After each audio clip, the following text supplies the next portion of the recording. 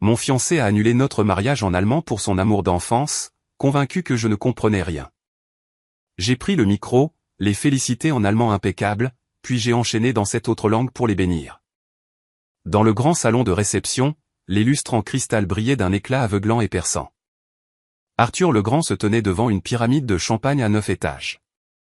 Serrant le microphone, il sourit à la délégation d'investisseurs allemands en contrebas et annonça en allemand courant « Je suis profondément désolé, mais la mariée d'aujourd'hui n'est pas Clara Dubois. » Il se retourna et prit la main de Chloé Moreau, son expression si tendre qu'on aurait dit que l'homme qui venait d'échanger des alliances avec moi il y a quelques minutes n'avait jamais existé. Dans le public, le visage de ma mère pâlit. Elle ne comprenait pas la langue, mais elle pouvait lire l'ambiance aux murmures et aux halètements brusques qui parcouraient les invités. Arthur me regarda, un sourire confiant et triomphant jouant au coin de ses lèvres. Chloé s'appuya fermement contre son bras, ses yeux brillant d'une satisfaction malveillante, comme si elle admirait une vieille robe enfin jetée à la poubelle. Ils étaient absolument certains que je ne comprenais pas l'allemand. Je fixai son visage profondément calculateur, levai lentement la main et pris le microphone devant moi. 01. Il y a 3 mois, j'ai vu Chloé Moreau pour la première fois dans le salon exécutif pendant une pause de réunion du conseil d'administration chez Technologie Médicale Avancée. Elle portait une robe ivoire, un bracelet d'émeraude exquis étincelant froidement à son poignet sous les lumières encastrées. Quand elle souriait, une légère fossette apparaissait sur sa joue gauche. Quand Arthur me la présenta, son ton était aussi désinvolte que s'il introduisait une plante en pot. Clara, voici Chloé Moreau. Nous avons grandi ensemble. Elle vient de rentrer d'Allemagne et dirigera nos partenariats internationaux. Chloé tendit la main. Ses ongles étaient parfaitement manucurés et propres, mais sa paume était aussi froide qu'une feuille de glace mince. J'ai entendu Arthur parler de vous pendant longtemps. Il dit que vous êtes incroyablement compétente. Elle souligna le mot compétente avec un léger ton condescendant, ses yeux me scrutant depuis mon blazer noir standard jusqu'au carnet usé dans mes mains. Je lui serrai la main et offris un sourire poli. Monsieur Legrand est généralement un homme de peu de mots quand il s'agit de louanges. S'il parvient à prononcer 2 mots, cela signifie que je suis toujours utile à l'entreprise. Le front d'Arthur tressaillit légèrement. Il n'aimait pas que mes mots soient trop tranchants devant des étrangers. Il me préférait docile, silencieux et fiable, comme un serveur qui ne produirait jamais de code d'erreur. Il y a 2 ans, j'ai rejoint le Grand Médical avec l'algorithme essentiel de notre système de navigation neurochirurgicale mini-invasive. À l'époque, le Grand Médical n'était qu'une entreprise de taille moyenne qui vivait de l'importation et de la distribution de dispositifs médicaux étrangers. L'argent était si serré que nous devions faire fonctionner la climatisation à tour de rôle dans le bâtiment de RD. Arthur se tenait devant les investisseurs, présentant des visions, parlant de briser les monopoles et promettant de rendre les équipements de haute précision accessibles aux hôpitaux du quotidien. Je m'asseyais au dernier rang, réécrivant ses présentations diapositive par diapositive jusqu'à 3 heures du matin. Quand le projet obtint enfin l'approbation clinique, le cours de l'action de Legrand Médical tripla. Arthur passa de fondateur en difficulté à prodige de la technologie médicale acclamé par les médias. Le jour où il demanda ma main, il laissa un bouquet de gypsophiles devant la porte du laboratoire. Il dit, « Clara, je te dois un foyer digne de ce nom. » En regardant le bout de ses oreilles, rougies par le vent froid et mordant, j'acquiesçai. Rétrospectivement, ce qui touche le plus une personne n'est jamais un grand vœu théâtral. C'est la simple tasse d'eau chaude que l'on vous tend lorsque vous êtes au plus bas. Mais une fois que l'eau est froide, la tasse est rincée pour servir le vin d'un autre. Le jour de la réunion du conseil, des représentants de Wernern Capital, un fonds allemand de premier plan, sont arrivés pour négocier un investissement majeur en capital et une acquisition. Arthur avait besoin d'une présentation technique suffisamment convaincante pour conclure l'affaire. Il me glissa les dossiers de la réunion sur la table, son ton portant son mélange habituel d'intimité et d'autorité. Clara, rassemble la documentation sur la propriété intellectuelle sous-jacente des brevets. Il serait préférable que tu puisses joindre également le certificat de séquestre du code source. Ma main s'arrêta sur la page pendant une fraction de seconde. Pourquoi remettrions-nous le certificat de séquestre du code source à un investisseur externe? Arthur se pencha en arrière dans sa chaise, ses luxueux boutons de manchette captant la lumière. Ils effectuent une diligence raisonnable. Le fait de le retenir donnerait l'impression que nous avons quelque chose à cacher. Je levai les yeux pour croiser les siens. La diligence raisonnable couvre les résumés. Les documents propriétaires essentiels appartiennent au registre sécurisé, pas à un dossier externe. Assise en face de nous, Chloé posa élégamment sa tasse de café. Clara, les fonds internationaux privilégient l'efficacité. Ils n'opèrent pas avec le genre de paperasse bureaucratique à laquelle vous êtes peut-être habitué localement. Elle sourit et cligna des yeux innocemment. Vous n'avez probablement jamais traité une fusion-acquisition transfrontalière de cette envergure auparavant. La prudence est excellente, mais être trop rigide ne fera que retenir Arthur. Plusieurs cadres autour de la table baissèrent la tête pour regarder leurs documents, sans parvenir à réprimer les sourires qui jouaient sur leurs lèvres. Ils connaissaient tous mes origines modestes. Mon père est décédé tôt, et ma mère avait géré une modeste pharmacie indépendante pendant 20 ans. Pour eux, quelqu'un comme moi était à des années-lumière du droit des sociétés internationales à enjeux élevés. Je ne pris pas la peine d'expliquer. Je fermai simplement le dossier. Envoyez-moi la liste de contrôle de la diligence raisonnable de Wernern Capital. Je préparerai les documents strictement dans les limites légales. Arthur me regarda, un éclair d'impatience traversant ses yeux. Clara, ne complique pas une affaire simple. Je posai mon stylo avec un clic sec et discret. Simplifier une violation de conformité ne la rend pas magiquement légale. La pièce devint silencieuse pendant un battement de cœur. Le sourire de Chloé se figea sur son visage, ses doigts traçant inconsciemment le bord de sa tasse de café. La chaleur quitta entièrement le visage d'Arthur. Après la levée de la séance, il m'a accosté dans le couloir. Dehors, par les fenêtres allant du sol au plafond, le ciel était couvert. La pluie frappait la vitre comme une succession rapide de minuscules clous. C'était quoi, ça, à l'intérieur? J'ai arrêté de marcher. Exactement ce que ça semblait être. Il baissa la voix, son ton durcissant avec une pointe aiguë d'ego blessé. Chloé vient de rejoindre l'entreprise. Était-il vraiment nécessaire de l'humilier publiquement comme ça? J'ai fixé la petite épingle qui ornait son col. C'était un cadeau d'anniversaire que je lui avais acheté l'année dernière avec ma toute première prime de projet. Je réduis les risques juridiques. Tu es juste jalouse. Au moment où ces mots sont sortis de sa bouche, il s'est légèrement figé, réalisant ce qu'il avait dit. J'ai eu l'impression qu'un fil fin s'était resserré autour de ma poitrine, m'étouffant, mais je n'ai pas prononcé un mot. Voyant mon silence, Arthur le prit pour une confession, et en rajouta. Tu n'as jamais été comme ça avant. J'ai levé les yeux pour croiser les siens. Je n'ai jamais eu non plus à me protéger de toi. Son expression a changé instantanément. Cette nuit-là, je suis retourné à mon appartement, j'ai déverrouillé mon coffre-fort et j'ai sorti un disque dur externe noir. À l'intérieur se trouvaient tous les journaux de RD, les eurodatages numériques, les récépissés de brevets internationaux et les enregistrements de sauvegarde cryptés auprès d'une agence de séquestre tierce pour le projet Lumière Blanche. Ce qu'Arthur ne réalisait pas, c'est que la technologie révolutionnaire de navigation neuronale, le joyau de Legrand Médical, n'appartenait pas à Legrand Médical, et ne lui appartenait certainement pas. Elle appartenait entièrement à ma société holding offshore, Polari Medtech. Legrand Médical ne possédait qu'un droit de licence exclusif non transférable de 5 ans. C'était la dernière sagesse que mon père m'avait transmise sur son lit de mort. Il avait dit, « Clara, tu peux donner ta gentillesse aux gens, mais tu dois toujours garder ta carte maîtresse. » J'ai remis le disque dur dans le coffre-fort, et une seconde plus tard, l'écran de mon téléphone s'est illuminé. C'était un texto d'Arthur. Dîner de famille demain soir. Ne sois pas en retard. Chloé se joindra à nous. Elle comprend la culture allemande et peut nous aider à gérer les investisseurs. J'ai fixé le texte pendant un long moment avant de répondre par un seul mot. D'accord. Le dîner de famille précédant la fête de fiançailles formelle a eu lieu au domaine Legrand. La mère d'Arthur, Éléonore Legrand, était assise en bout de table. Elle passait distraitement un collier de perles rares d'Agaro d'entre ses doigts, sans même prendre la peine de lever les yeux. Clara est là, nota-t-elle platement. Elle ne m'invita pas à m'asseoir. Je posai ma boîte cadeau sur le bord de la table. Madame Legrand, c'est un coffret de thé vert sauvage de première qualité que ma mère m'a demandé de vous apporter. Éléonore leva enfin les yeux, jetant un regard dédaigneux sur la boîte simple et élégante. Quelle délicatesse! Puis, changeant de ton sans effort, ses yeux se posèrent sur les miens.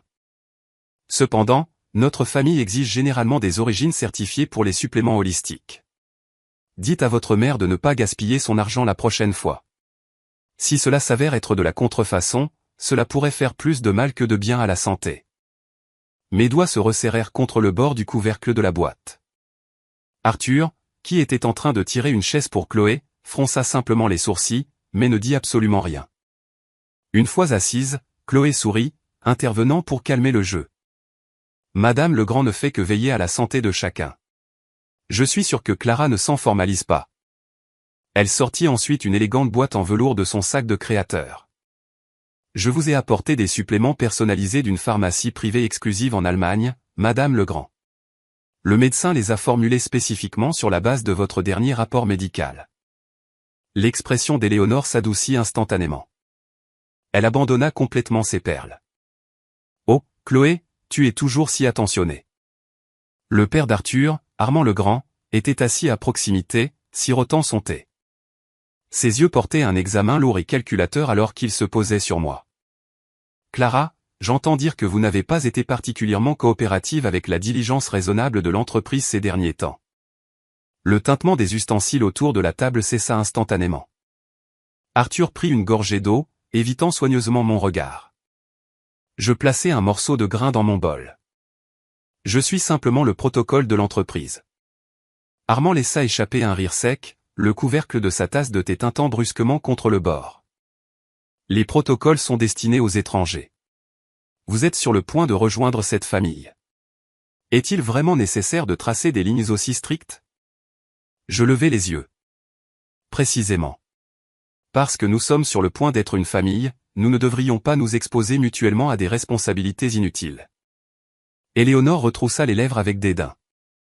Quel joli discours. Elle laissa tomber son collier de perles sur la table avec un bruit sourd.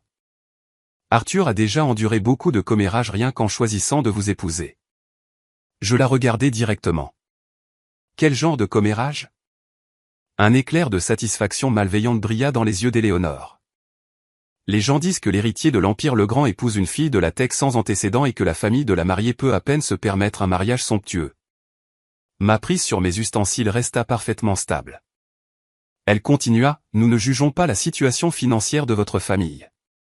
C'est juste que nos cercles sociaux sont entièrement différents et que des mondes différents ont des règles différentes. Chloé baissa immédiatement les yeux, l'air de ne pas supporter d'entendre des vérités aussi dures. Arthur intervint finalement. Maman, laisse tomber. Il dit, laisse tomber, pas, ne dis pas ça.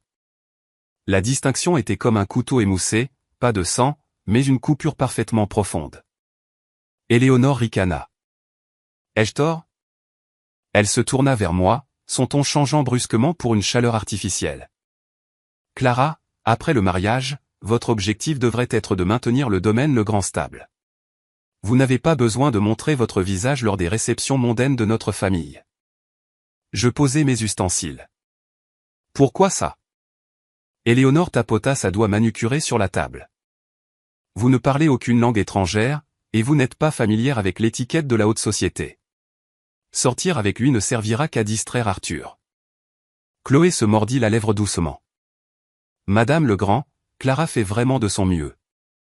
Elle fit semblant de me défendre, mais ses yeux dansaient d'un amusement suffisant. Je souris soudain. Qui a dit que je ne parlais pas de langues étrangères? Éléonore se figea. Armand leva les paupières. Les jointures d'Arthur blanchirent autour de son verre. Chloé fut la première à se ressaisir, gardant son sourire impeccablement doux. Vous parlez anglais, n'est-ce pas, Clara? Elle traîna la question, condescendante, m'offrant une porte de sortie honorable. La plupart des jeunes connaissent un peu d'anglais de base de nos jours. C'est parfaitement bien pour les voyages occasionnels. Je la regardai droit dans les yeux. C'est suffisant. Mon ton était entièrement plat, si indifférent qu'elle n'avait plus nulle part où me pousser. Une fois le dîner terminé, Arthur me raccompagna. Le vent d'automne bruissait à travers les arbres massifs de la cour, éparpillant les feuilles autour de ses chaussures en cuir sur mesure. Il m'ouvrit la portière de la voiture, mais ne me laissa pas encore monter. Clara, tu n'aurais pas dû répondre à ma mère ce soir. Je tournai la tête pour le regarder. Ta mère m'a dit en face que j'étais une honte à fréquenter. Comment étais-je censé répondre exactement? Il se frotta l'arête du nez. Sa génération est juste directe. Elle ne voulait pas faire de mal. Je le regardais pendant 3 longues secondes. Arthur, trouver des excuses pour la personne qui a causé le mal est toujours plus facile que de défendre la personne qui a été blessée, n'est-ce pas? Sa mâchoire se serra fortement. Faut-il toujours que tu fasses paraître les choses si laides? Je ne répondis pas. Il prit une profonde inspiration, adoucissant son ton. Les préparatifs du mariage sont déjà en cours et la délégation d'investissement allemande y assistera. Ne fais pas de scène à un moment aussi critique. En entendant l'expression « délégation d'investissement allemande », un déclencheur mental se brisa dans mon esprit. Alors ce mariage, est-ce aussi juste une performance pour tes investisseurs? Les yeux d'Arthur vacillèrent pendant une fraction de seconde. C'était incroyablement bref, si rapide que n'importe qui d'autre l'aurait attribué à un jeu de lumière. Mais en tant qu'ingénieur qui construisait des algorithmes, toute ma vie était dédiée à isoler les anomalies du bruit de fond. Bien sûr que non, dit-il. C'est juste faire d'une pierre deux coups. J'acquiesçai. Je vois. Faire d'une pierre deux coups en leur montrant ta vie personnelle stable, ton équipe d'ingénieurs stable et une épouse docile qui continuera à générer de la propriété intellectuelle pour le grand médical indéfiniment. Le visage d'Arthur s'assombrit complètement. Clara Dubois, tu deviens entièrement paranoïaque ces derniers temps. J'ouvris la portière de la voiture. Peut-être que je me réveille enfin. Alors que la voiture s'éloignait du domaine Legrand, j'aperçus Chloé debout sous les lumières du Porsche dans le rétroviseur. Elle était drapée dans le par-dessus d'Arthur, ses doigts tenant délicatement les revers. Son regard traversa son épaule, se fixant sur les feux arrière de ma voiture. Ce n'était pas le regard d'une victorieuse.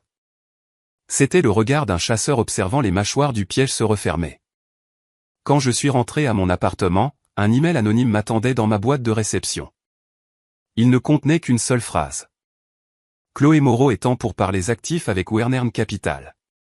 Elle a une copie de votre carte d'architecture d'algorithme de base. En pièce jointe, il y avait une photographie prise secrètement. Sur la photo, Chloé était assise dans un coin d'un café faiblement éclairé en face du directeur général de Wernern Capital pour les marchés asiatiques. Étendu sur la table entre eux se trouvait un diagramme technique. Dans le coin supérieur droit de cette page exacte se trouvait une notation de somme de contrôle triangulaire unique, un raccourci personnel que j'utilisais dans toutes mes ébauches. Le sang dans mes veines se glaça. Je n'ai pas appelé Arthur tout de suite. Au lieu de cela, j'ai démarré mon ordinateur portable et j'ai affiché les journaux d'accès interne de l'entreprise. À 1h17 du matin, les identifiants exécutifs d'Arthur avaient été utilisés pour télécharger un fichier de référentiel restreint. À 1h23 du matin, ce même fichier a été transféré à l'adresse email temporaire de Chloé. J'ai fixé l'écran sans cligner des yeux. Dehors, la pluie avait cessé. Les traînées d'eau résiduelles sur la vitre étaient illuminées par les lampadaires, ressemblant à un réseau de fractures profondes. J'ai exporté tous les journaux système, les ai compilés dans un paquet crypté et les ai envoyés à mon avocat, Julien Moreau. Dès que la transmission a été effectuée, j'ai envoyé un message au coordinateur du mariage. Réservez-moi un canal de dérivation de secours indépendant et isolé pour l'audio et les écrans principaux du lieu. Le coordinateur a répondu presque instantanément. Mademoiselle Dubois, tout ajustement des commandes audiovisuelles nécessite l'approbation du marié. J'ai tapé froidement en retour. Non, ce n'est pas le cas. Je paie la facture en totalité. 3 secondes plus tard, j'ai ajouté, si quelqu'un demande, dites-leur que c'est un segment surprise prévu par la mariée. La première fois que Chloé a directement tenté de me piétiner, ce fut lors d'une réunion générale au centre de RD Legrand. Elle monta sur scène sous son titre de vice-présidente des partenariats internationaux. Derrière elle, l'énorme écran de projection affichait les mots « Stratégie de lancement mondial pour le projet Lumière Blanche ». Au moment où la première diapositive apparut, Marc Durand, notre directeur RD, devint livide. Il s'agissait d'un modèle d'itération de parcours clinique interne qui n'existait que dans mon équipe d'ingénieurs immédiate. Chloé se tenait au pupitre, sa voix douce et mélodieuse. Ce cadre d'optimisation est une architecture de pointe sur laquelle j'ai personnellement travaillé pendant mon mandat en Allemagne. Il s'aligne parfaitement avec la technologie existante de Legrand Médical. Une légère salve d'applaudissements éclata dans l'auditorium. J'étais assise au 3e rang, tapant doucement mon ongle sur la coudoir. Marc se pencha, sa voix tremblant d'anxiété. Clara, n'est-ce pas la version 5 que nous avons verrouillée et archivée l'hiver dernier?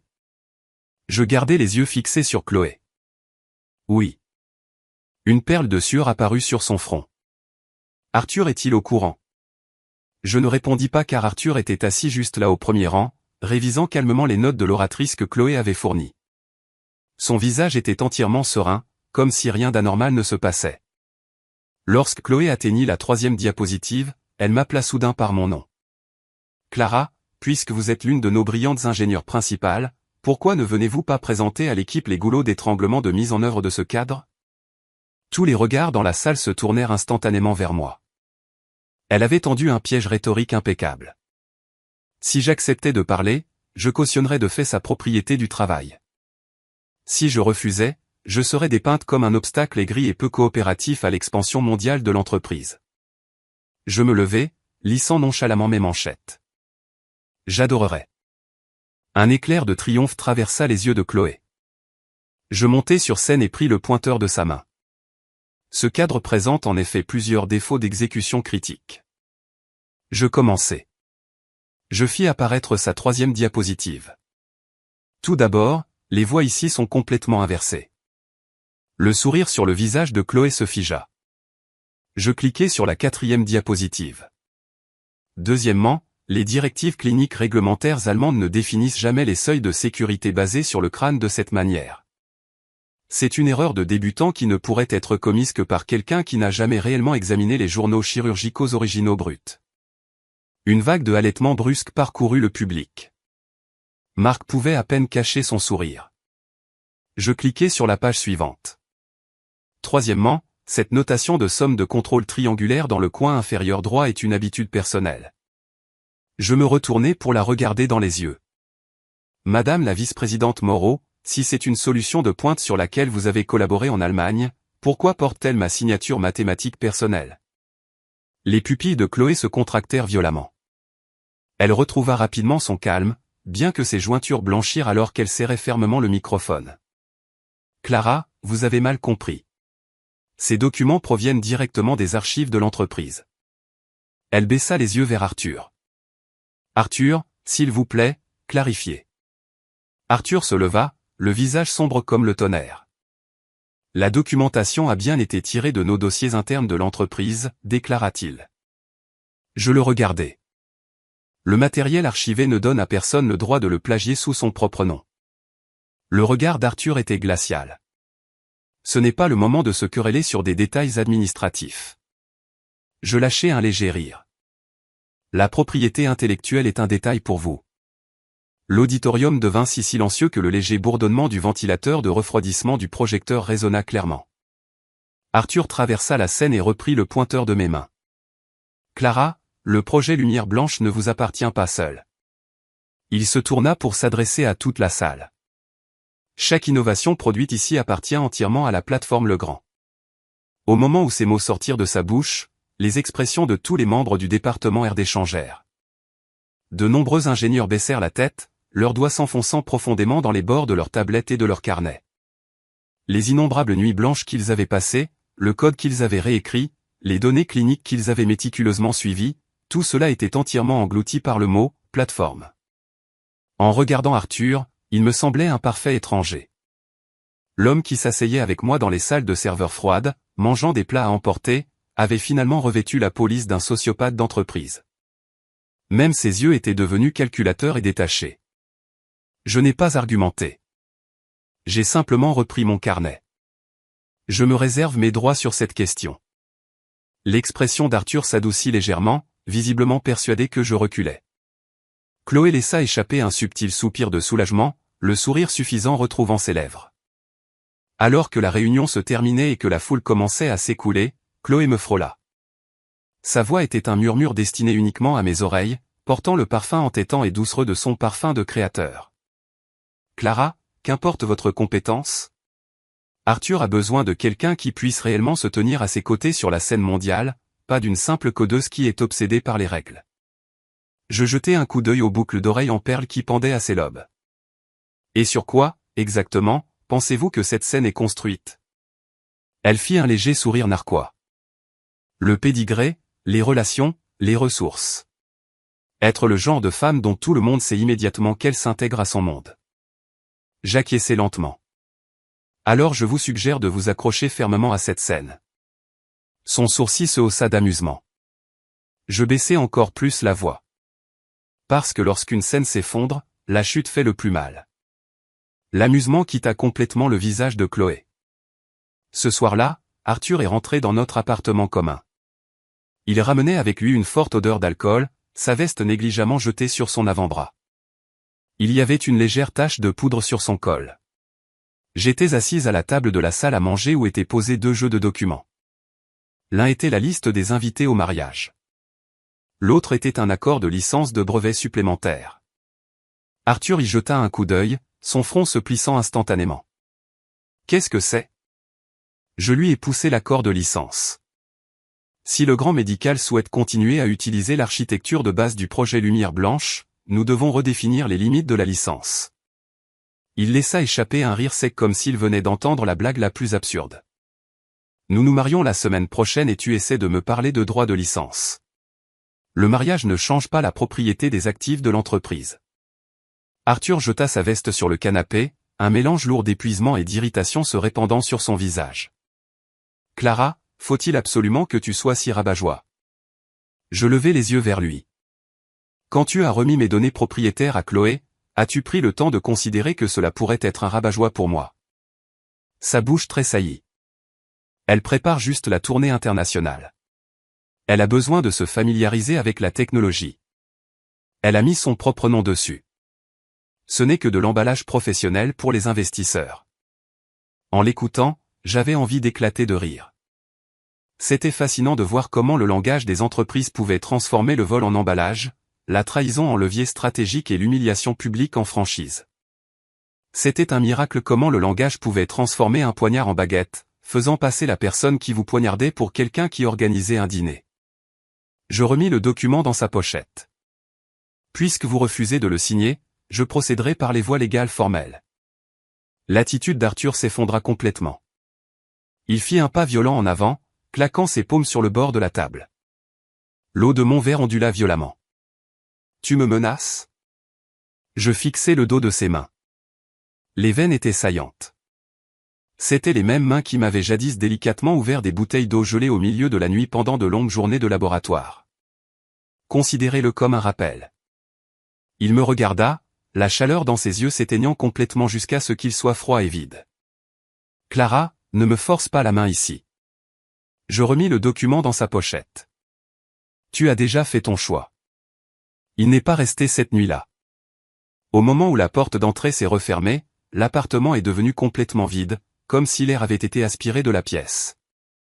J'ai pris l'élégante invitation de mariage posée sur la table basse. Les lettres dorées en relief indiquant « Le mariage d'Arthur Legrand et Clara Dubois » brillaient aveuglément sous les lumières. J'ai sorti mon téléphone, j'ai pris une photo de l'invitation et je l'ai envoyée à Julien. Le jour du mariage, je veux procéder à une conservation publique des preuves. La réponse de Julien est arrivée en quelques secondes. Êtes-vous certaine de vouloir transformer votre propre mariage en un champ de bataille juridique ? J'ai regardé par la fenêtre les lumières de la ville en contrebas. Il a construit la scène d'exécution. Je ne fais que monter au micro. Une semaine avant le mariage, le grand médical annonça officiellement la signature d'une lettre d'intention stratégique avec Wernern Capital. La conférence de presse eut lieu au Centre de Congrès International de la Baie.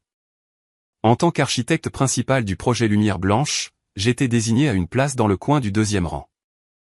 Chloé était assise en évidence à côté d'Arthur, le panneau devant elle, affichant fièrement son titre, vice-présidente des partenariats internationaux. Chaque fois que les caméras de presse balayaient la tête de la table, elle se penchait légèrement, capturant parfaitement un moment où Arthur ajustait tendrement son oreillette de traduction. Les journalistes dans la salle commencèrent immédiatement à chuchoter avec excitation. Assise dans mon coin obscur, je regardais la bande-annonce promotionnelle qui tournait en boucle sur le grand écran principal. Les images de moi passant des nuits blanches à calibrer le matériel de diagnostic avaient été entièrement supprimées. Les clips de Marc et de son équipe menant des essais cliniques sur le terrain avaient disparu. Il ne restait qu'Arthur debout sous les lumières chirurgicales serrant la main des médecins et Chloé souriant élégamment tout en conversant en allemand avec des dignitaires étrangers. Arthur monta sur scène pour prononcer son discours. Le projet Lumière Blanche représente le sang, la sueur et les larmes de tous les membres de Le Grand Médical, proclama Théil. Il fit une pause, son regard dérivant vers mon coin, et nous devons une dette de gratitude à notre équipe internationale qui est intervenue à un moment critique pour donner au projet une vision véritablement mondiale. Un tonnerre d'applaudissements éclata. Chloé baissa les yeux avec un sourire modeste comme si elle avait personnellement porté cette vision mondiale à travers l'océan sur ses propres épaules. Pendant la réception cocktail après la conférence, Monsieur Herman, le représentant principal de Wernern Capital, s'approcha de moi, un verre de champagne à la main. C'était un homme d'une cinquantaine d'années, ses cheveux argentés impeccablement coiffés, ses yeux vifs et perspicaces. Chloé l'accompagnait, intervenant pour lui servir de guide. Monsieur Herman, voici Clara Dubois, l'un des membres de notre équipe RD. Elle omit délibérément le mot « chef ». Monsieur Herman me salua par une phrase formelle en allemand. Chloé me regarda, un sourire poli sur le visage alors qu'elle traduisait en anglais avec une lenteur exagérée. Monsieur Herman dit qu'il est très heureux de vous rencontrer. Elle me traitait comme un accessoire décoratif qui nécessitait un traducteur pour fonctionner. Arthur se tenait non loin, me lançant un regard d'avertissement. Je fis un sourire poli et répondis directement à Monsieur Herman en allemand impeccable et courant. Le plaisir est entièrement le mien, Monsieur Herman. C'est un privilège rare de rencontrer un directeur de fonds qui insiste pour auditer les données cliniques brutes avant de finaliser la diligence raisonnable. Les yeux de Monsieur Herman s'illuminèrent d'un intérêt soudain. Le sourire sur le visage de Chloé semblait que quelqu'un avait appuyé sur le bouton pause. Ses doigts tressaillirent, faisant onduler le champagne dans sa flûte en une fine ligne dorée. La pomme d'Adam saillante d'Arthur remua nerveusement.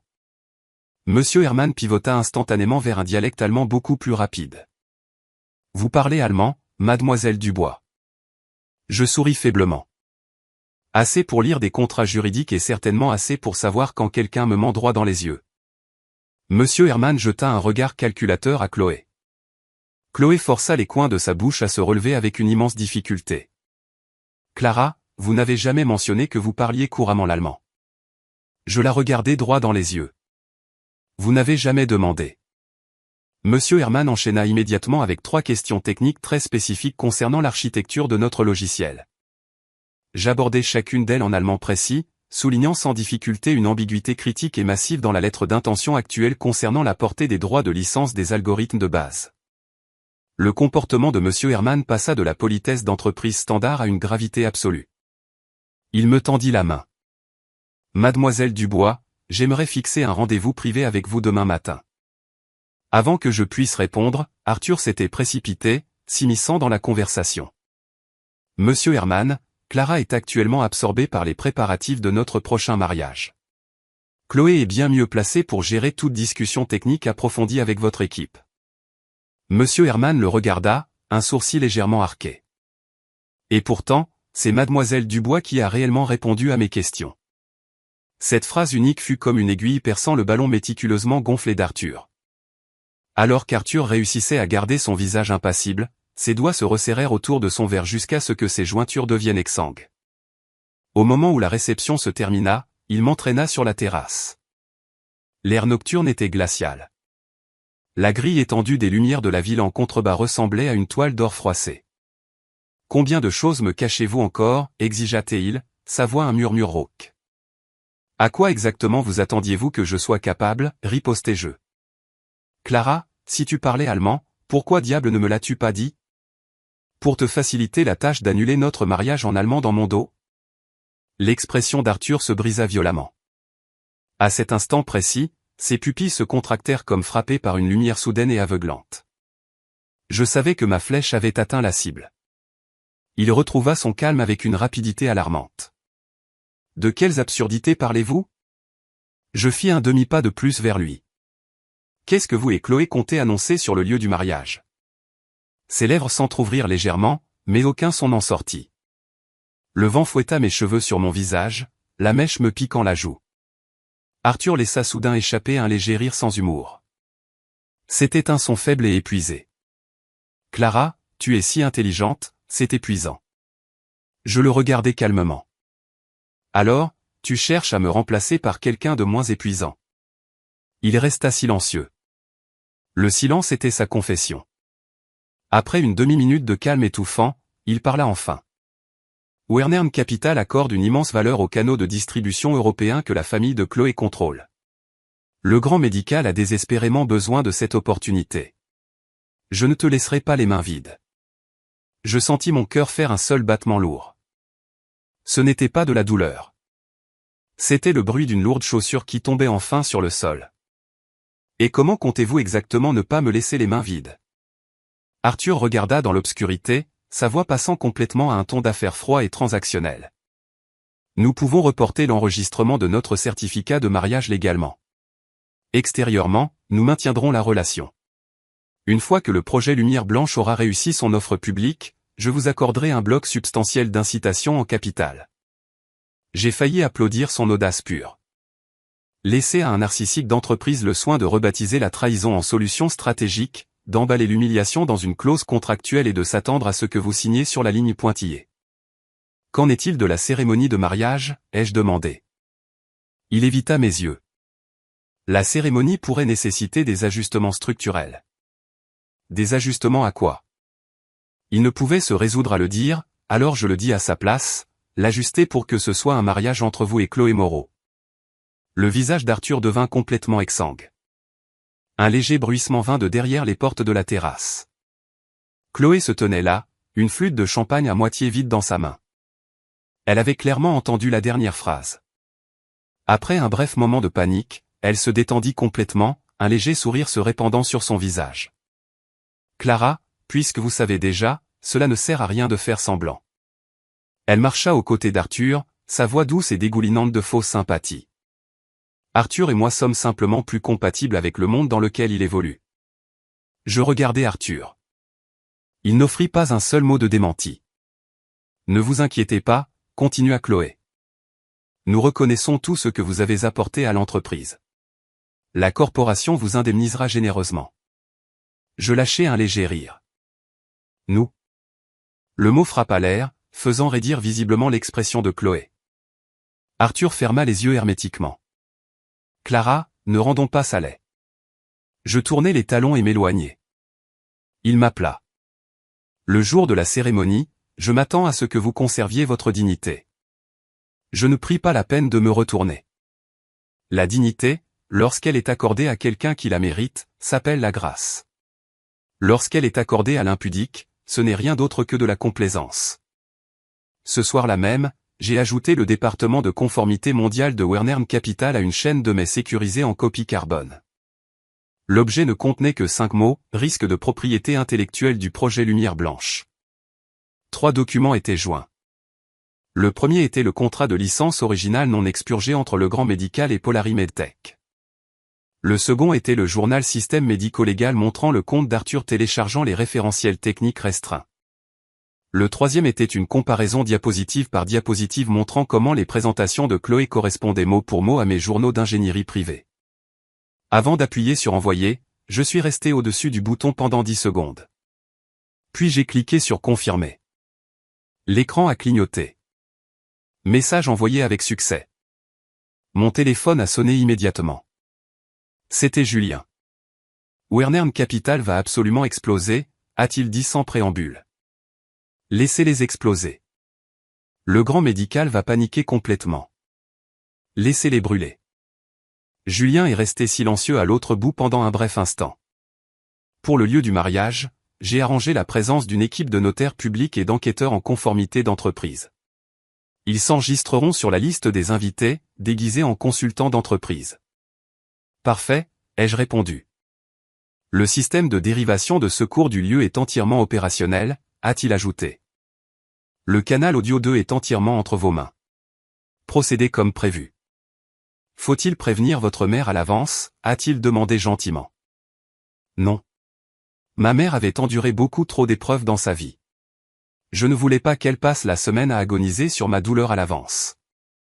Je voulais qu'elle voie de ses propres yeux comment les personnes qui avaient profité de sa fille seraient forcées de cracher tout ce qu'elles avaient volé. Le jour du mariage, la grande salle de bal du parc Hayat Bayview fut transformée en un paradis blanc et or. 3000 roses blanches bordaient l'allée, leur parfum lourd dans l'air comme une couverture de neige coûteuse. J'étais assise dans la suite nuptiale, drapée dans une robe blanche immaculée. La femme dans le miroir était impeccablement maquillée, ses yeux clairs et dénués de toute trace de vulnérabilité. La maquilleuse ajusta délicatement mon voile, sa voix feutrée et respectueuse. « Vous êtes absolument époustouflante, mademoiselle Dubois. » Je souris doucement. « Merci pour votre excellent travail. » La porte s'ouvrit. Éléonore Legrand fit irruption dans la pièce, flanquée de 2 matrones de la haute société couvertes de diamants et de perles. Elles m'aperçurent et firent quelques compliments superficiels sur la robe avant que leur regard ne se pose simultanément sur mes poignets. Ils étaient nus. Le front d'Éléonore se plissa en un profond froncement. « Où est le bracelet émeraude antique que j'avais demandé à Arthur de vous donner ?» Je rencontrai son regard à travers le miroir. J'ai choisi de ne pas le porter. L'expression d'Éléonore tomba instantanément.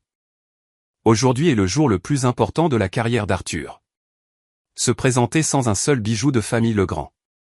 Essayez-vous de faire croire à la presse que nous vous maltraitons? Je pris mes boucles d'oreilles sur la coiffeuse. J'avais simplement peur de le perdre. L'une des matrones à côté d'elle se couvrit la bouche, laissant échapper un petit rire condescendant. Eh bien, quand les jeunes femmes viennent de milieux modestes, les choses précieuses ont tendance à les mettre mal à l'aise. C'est tout à fait naturel. Éléonore ne fit rien pour l'arrêter. Elle lissa simplement son châle de créateur, validant silencieusement l'insulte comme parfaitement appropriée.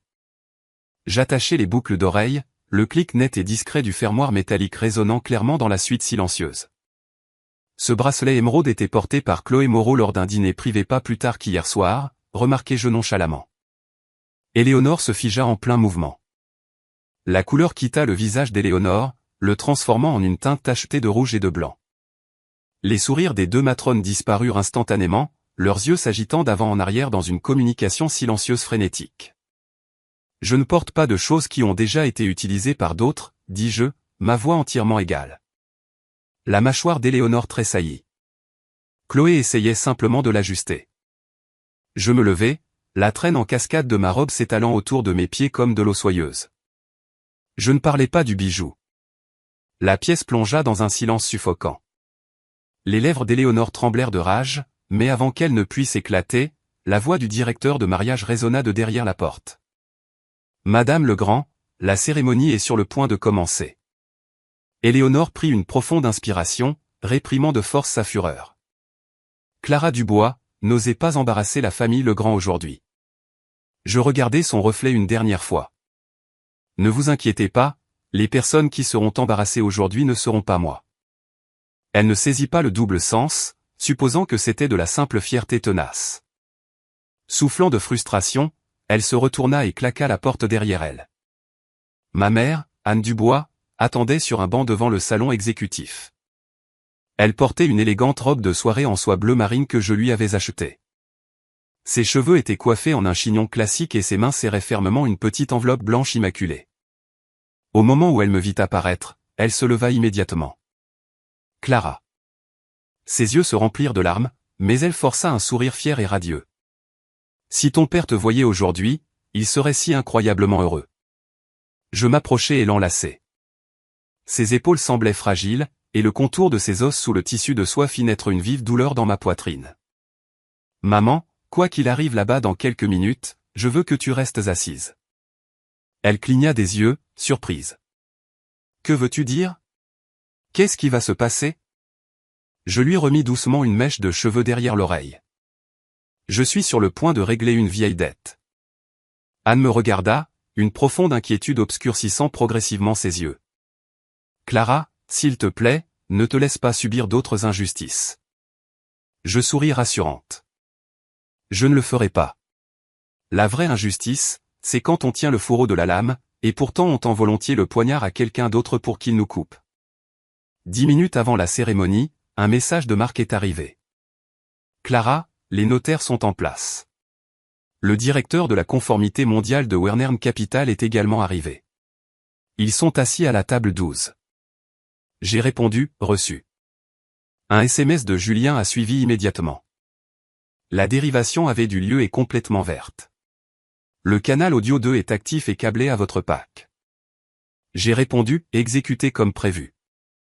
La dernière notification est venue d'un numéro international non répertorié. Mademoiselle Dubois, ici la division de la conformité mondiale de Wernern Capital. Nous avons vérifié le dossier de preuves préliminaires que vous avez fourni. Nos représentants tiendront un registre indépendant des procédures sur place. J'ai glissé mon téléphone dans ma pochette de mariée et j'ai levé les yeux pour voir Arthur debout à l'extrémité du couloir. Il était vêtu d'un smoking noir élégant, sa posture impeccable, c'est très indéniablement beau. Si l'histoire s'était arrêtée là, il serait toujours le marié parfait aux yeux du monde. Il s'approcha de moi, son regard s'attardant un instant sur mon visage. Clara, après aujourd'hui, nous pourrons enfin recommencer tous les deux. J'ai regardé droit dans ses yeux. Quand vous dites recommencer, de quelles deux personnes parlez-vous? Le col d'Arthur se resserra légèrement alors que sa gorge remuait. Vous comprendrez très bientôt. J'ai acquiescé lentement. Vous aussi. Son front se plissa avec une brève note de confusion. Les premiers accords de la marche nuptiale commencèrent à résonner dans le couloir. Les immenses doubles portes du grand salon de réception s'ouvrirent lentement. Chaque invité présent tourna la tête pour me regarder entrer. Les projecteurs aériens baignaient la pièce d'une lumière éclatante.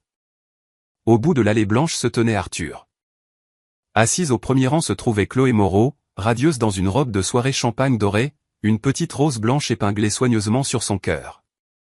Elle n'était pas demoiselle d'honneur aujourd'hui, mais elle ressemblait plus à la mariée que quiconque dans la pièce. Je m'avançai dans l'allée, ma traîne balayant doucement les pétales blancs épars à chaque pas. Des murmures d'admiration parcoururent la foule. Des téléphones furent levés tout autour, prêts à immortaliser ce que les invités supposaient être le mariage le plus prestigieux et le plus parfait de la haute société de la saison. Le maître de cérémonie prononça un discours d'ouverture enthousiaste et émouvant. Et maintenant, nous invitons le marié, Monsieur Arthur Legrand, à partager ses vœux d'amour éternel. Arthur prit le microphone. Il commença par quelques phrases magnifiquement rédigées en anglais, remerciant ses parents, exprimant sa gratitude aux invités de marque et réfléchissant au chemin qu'il avait mené ici. Mais quand il s'adressa à moi, il n'utilisa que 4 mots froids, Mademoiselle Clara Dubois. Quelques invités vifs d'esprit remarquèrent le changement soudain de ton, les sourires sur leurs visages s'effaçant lentement.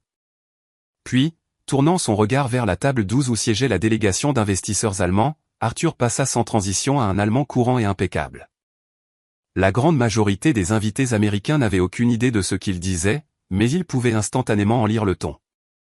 C'était le ton d'un homme rendant un verdict définitif et calculé.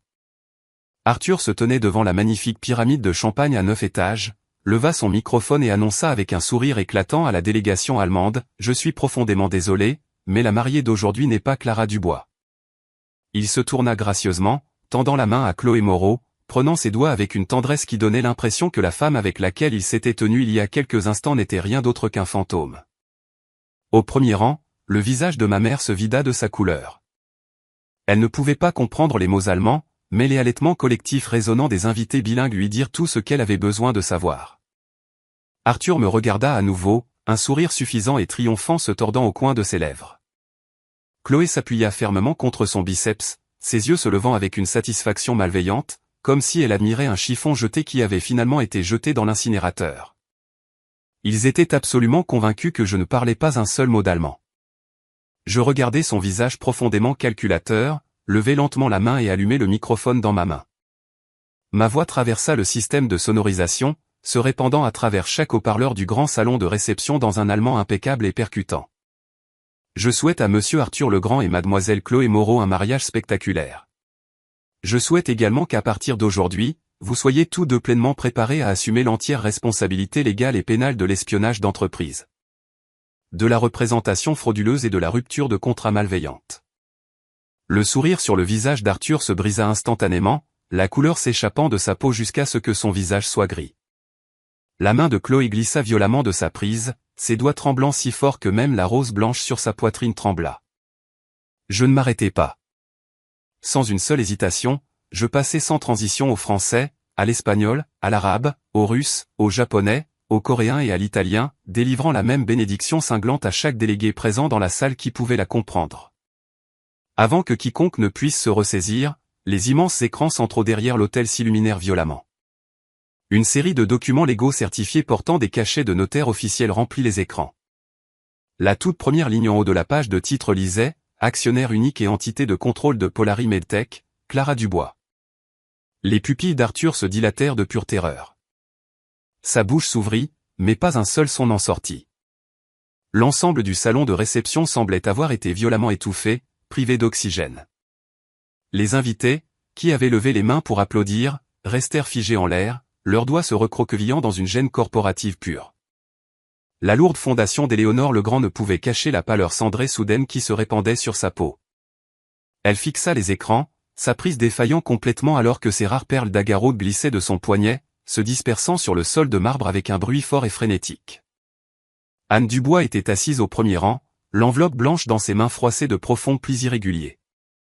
Elle ne pouvait pas comprendre les langues que j'avais parlées, mais elle pouvait clairement lire mon nom affiché sur les immenses écrans.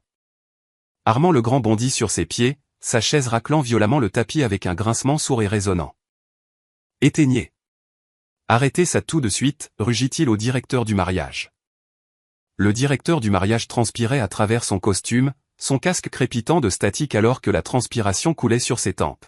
« Monsieur Legrand, nous n'avons pas le contrôle. La dérivation principale du serveur provient d'une source externe. » Armand tourna brusquement la tête vers moi, le coin de son œil tressaillant de pure rage.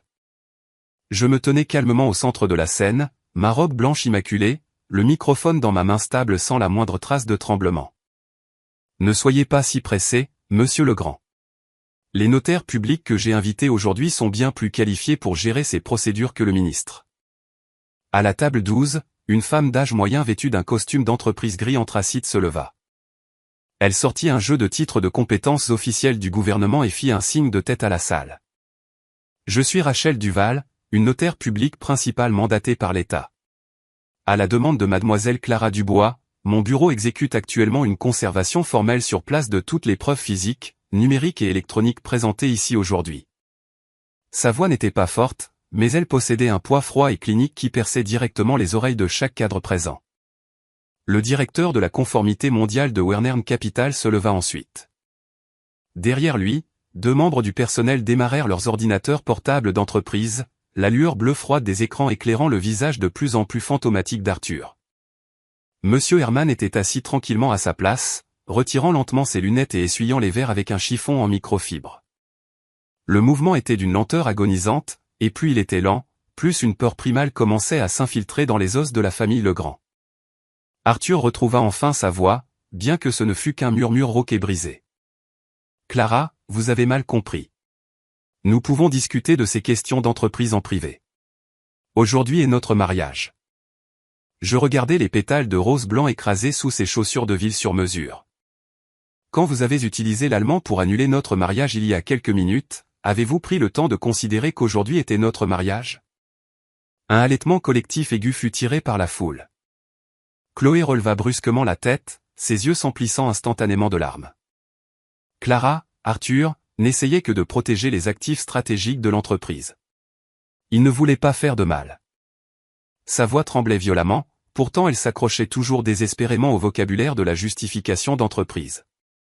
Protéger les actifs de l'entreprise, ripostai-je, en désignant les écrans derrière moi.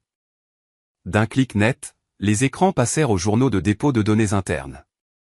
Horodatage, identifiant d'utilisateur, nom de fichier spécifique et adresse de routage de destination étaient mis à nu, aussi clairs et nets que des vaisseaux sanguins ouverts par un scalpel. Arthur Legrand, vous avez utilisé vos identifiants de président administratif pour télécharger des fichiers de base propriétaires archivés et les avez transférés vers la boîte de réception de consultation privée de Chloé Moreau. Chloé Moreau, vous avez systématiquement retiré mon nom de la documentation de la tournée internationale, le remplaçant entièrement par une version falsifiée de votre propre histoire professionnelle. Et dans la note de diligence raisonnable que vous avez tous deux soumise à Wernern Capital, vous avez frauduleusement caractérisé la licence limitée de 5 ans de Legrand Médical comme un actif mondial permanent et avez marqué une clause non transférable comme globalement cessible.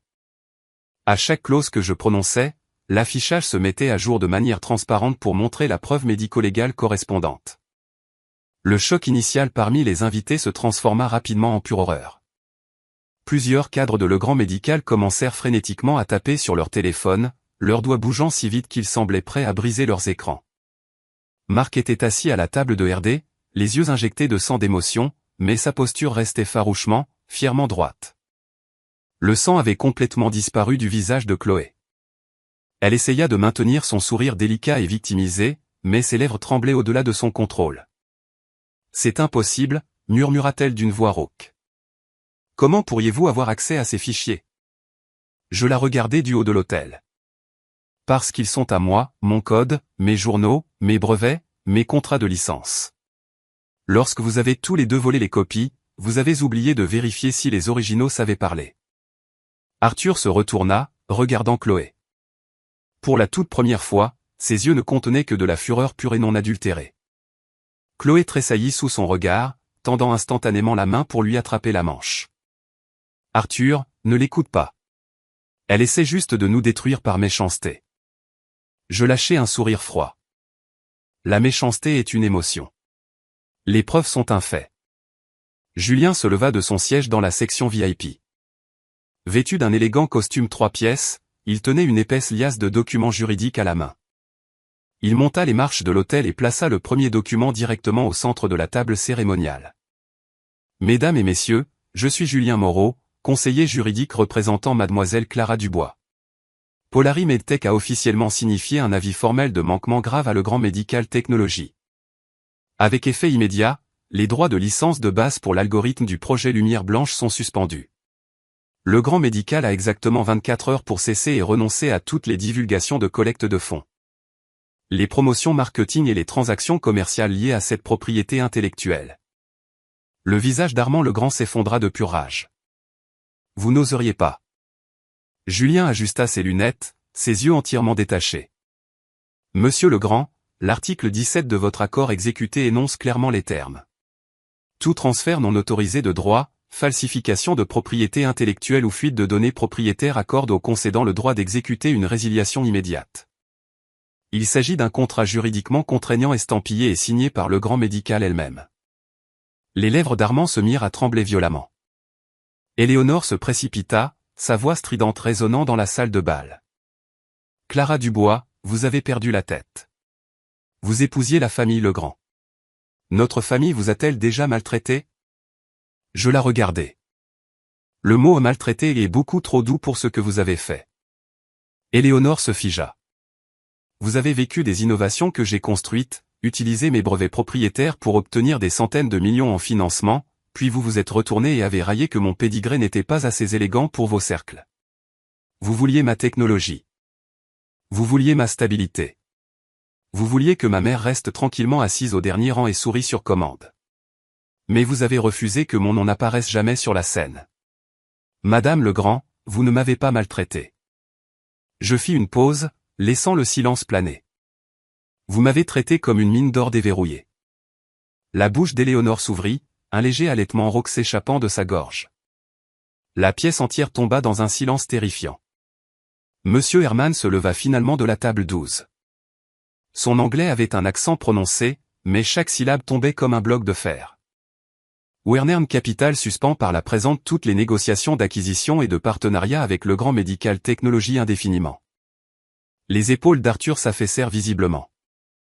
Il regarda Monsieur Herman, son visage affichant une expression désespérée et suppliante pour la toute première fois de sa vie. Monsieur Herman, s'il vous plaît, donnez-moi l'opportunité d'expliquer. Monsieur Herman le regarda avec un dédain absolu. Expliquez-le à nos avocats. La diffusion en direct du mariage avait été coupée, mais les smartphones de 300 invités ne pouvaient être arrêtés. En 10 minutes, la nouvelle que le mariage Legrand avait dégénéré en une scène d'exécution d'entreprise s'était répandue comme une traînée de poudre dans le secteur financier de Bayview. Le directeur des relations publiques de Legrand Medical fit irruption dans le grand salon de réception, le front trempé de sueur alors qu'il serrait 2 téléphones qui vibraient continuellement. Monsieur Legrand, la presse financière nous submerge. Le régulateur boursier vient d'émettre une enquête d'urgence. Arthur resta figé sur la scène, son smoking impeccable, mais sa peau était aussi blanche que s'il venait d'être tiré d'une rivière glacée. Il tourna les yeux vers moi, un mélange chaotique de fureur, de choc et d'une terreur primale qu'il ne pouvait réprimer scintillant dans son regard. Clara, avez-vous réellement l'intention de détruire Legrand Medical? Je le regardai sans la moindre trace de pitié. Legrand Medical a été poussé de la falaise par vos propres mains. J'ai simplement essuyé la saleté du panneau d'avertissement au bord pour que tout le monde puisse voir à quel point c'était dangereux. Chloé éclata soudain en sanglots bruyants et hystériques. Elle s'effondra sur ses genoux, s'enfonçant sur le tapis blanc de l'allée. Sa robe de créateur champagne doré s'étala autour d'elle comme une flaque d'écaille ternie. Clara, j'avais tort. Je suis tellement désolé. Elle leva les yeux vers moi, les larmes coulant sur son visage, bien que son maquillage restât méticuleusement intact. Même au milieu d'une crise de nerfs, cette femme calculait ses meilleurs angles. Je l'ai fait uniquement parce que j'aime tellement Arthur. Je la regardais. Tu l'as tellement aimé que tu as volé le travail de ma vie. Ses lèvres tremblèrent. Je ne l'ai pas volé. Je voulais juste l'aider. L'aider en forgeant des titres juridiques. L'aider à frauder un fonds de plusieurs milliards de dollars. L'aider à m'humilier publiquement lors de notre propre cérémonie de mariage en utilisant une langue que vous supposiez que je ne pouvais pas comprendre. À chaque question que je posais, ses épaules s'affaissaient davantage. Finalement, elle baissa la tête, ses larmes éclaboussant le dos de ses mains. Je ne savais honnêtement pas que ce serait si grave, gémit-elle. Je m'accroupis pour que mes yeux soient à son niveau. Une étincelle d'espoir s'alluma soudain dans son regard, supposant que j'allais enfin montrer une certaine douceur féminine. Ne pas anticiper les conséquences ne vous absout pas d'avoir à les affronter, murmurai-je doucement. La lumière dans les yeux de Chloé se brisa complètement. Julien s'avança, lui tendant un deuxième acte de procédure. Mademoiselle Chloé Moreau, vous êtes officiellement poursuivie pour détournement de secrets commerciaux, fausses déclarations et concurrence déloyale. Notre bureau a déjà obtenu une injonction temporaire du tribunal et a soumis un rapport formel aux organismes de réglementation fédéraux. Ses doigts effleurèrent les documents juridiques, et elle retira sa main violemment comme si elle venait de toucher du fer blanc chaud. « Arthur » cria-t-elle, se tournant vers lui. Arthur ne bougea pas d'un pouce pour l'aider. Il se tenait là, la regardant avec une expression complexe et sombre, comme s'il réalisait pour la toute première fois combien de ronces vénéneuses étaient emmêlées sous les racines de sa douce amie d'enfance. Le visage de Chloé devint translucide. Elle réalisa enfin que dans une alliance construite uniquement sur l'avidité mutuelle, l'amour est la toute première chose à se dissoudre lorsque les actifs s'effondrent. Éléonore se précipita pour la relever, mais Armand lui attrapa violemment le bras, la traînant en arrière. « N'avez-vous pas déjà fait assez de spectacles » siffla-t-il. La bouche d'Éléonore trembla. « Alors qu'est-ce qu'on est censé faire » Armand tourna les yeux vers moi, les muscles de sa mâchoire tendus. « Mademoiselle Dubois, nommez vos conditions. » Au moment où ces trois mots sortirent de sa bouche, l'armure aristocratique fière de la famille Legrand se brisa en poussière. Je me relevai. Premièrement, le grand médical publiera des excuses publiques non censurées reconnaissant formellement que toute la propriété intellectuelle et l'architecture de base du projet Lumière Blanche appartiennent entièrement à Polari Medtech. Le visage d'Armand se tordit. Des excuses publiques de cette nature feront absolument s'effondrer le cours de notre action. Votre cours de l'action n'est pas ma responsabilité. Vos divulgations frauduleuses le sont. Deuxièmement, Chloé Moreau sera immédiatement destituée de tous ses titres et fonctions au sein de Legrand Médical et coopérera pleinement à l'enquête. Chloé releva la tête, la pure terreur fracturant ses yeux comme de la glace qui se brise. Troisièmement, Legrand Médical paiera l'intégralité des dommages-intérêts liquidés et des pénalités légales énoncées dans notre accord de licence. Arthur grinça des dents. Les dommages-intérêts liquidés spécifiés dans ce contrat s'élèvent à 30% des bénéfices nets totaux de Legrand Médical de l'exercice fiscal précédent. Votre mémoire est excellente. Sa poitrine se souleva violemment alors qu'il luttait pour respirer. Et quelle est la quatrième condition ? Je regardai Arthur. Annuler cette farce de mariage. Rembourser chaque dollar que ma partie a contribué aux dépenses du lieu et de l'événement et Arthur Legrand s'excusera personnellement et publiquement auprès de ma mère. L'expression d'Arthur se transforma en une humiliation déchirante. Le forcer à s'excuser auprès de moi était quelque chose que son ego pourrait éventuellement tolérer, mais le forcer à baisser la tête et à s'excuser auprès d'une femme ordinaire de la classe ouvrière qu'il avait passé toute sa vie à mépriser. C'était un couteau qui coupait directement au cœur de son identité. Au premier rang, ma mère se leva. Sa voix tremblait, mais elle était parfaitement claire. « Clara, ma chérie, ta maman n'a pas besoin de ses excuses. » Je me retournai pour la regarder. « Si, tu en as besoin, maman. Il ne s'agit pas d'un simple « je suis désolé ». C'est le respect humain fondamental qu'ils te doivent. » Les yeux d'Anne devinrent cramoisis. Elle pressa ses lèvres en une ligne serrée, et après un long moment, elle se rassit lentement. Arthur me regarda, des veines éclatant dans ses yeux. Faut-il vraiment que tu pousses les choses à un tel extrême? Je lâchai un léger rire. Quand vous vous êtes levé là-haut et avez utilisé l'allemand pour annoncer que vous remplaciez la mariée, avez-vous laissé une seule échappatoire pour moi? Il ferma les yeux. Quelques secondes plus tard, il traîna les pieds pour se tenir devant ma mère. Chaque caméra de smartphone dans la salle de bal suivait son mouvement. Sa colonne vertébrale était parfaitement droite, mais ses doigts tremblaient de manière incontrôlable. Madame Dubois, je suis profondément désolé. Anne le regarda, la profonde tristesse dans ses yeux se durcissant lentement en un détachement absolu. Monsieur Legrand, dit-elle, sa voix complètement formelle et distante. Ma fille n'a jamais été destinée à être un tremplin pour l'empire de votre famille. Le visage d'Arthur devint livide. Cette déclaration le frappa plus durement que toute preuve juridique que j'avais produite, car elle venait de la personne même qu'il jugeait entièrement insignifiante. Alors que les invités commençaient à quitter le mariage ruiné, personne n'osait parler au-dessus d'un murmure, tout le monde avait l'air de sortir d'un procès pénal de haut niveau, gardant leur pas léger alors qu'ils traversaient le tapis. Je retournai à la suite nuptiale pour enlever la robe de mariée. Alors que la fermeture éclair glissait, je ne versai pas une seule larme. J'ai simplement plié soigneusement la robe de soie de plusieurs milliers de dollars et les remise dans sa housse. La maquilleuse, les yeux rouges d'émotion, m'aida à défaire le voile et les accessoires capillaires. Mademoiselle Dubois, ce que vous avez fait là-bas était incroyable. Je regardais mon reflet, mon rouge à lèvres maintenant complètement effacé. Ce n'était pas incroyable, répondis-je doucement. J'ai simplement refusé de les laisser profiter de moi une seconde de plus. Le lendemain matin, le Grand Médical Technologie a ouvert ses portes à la limite inférieure.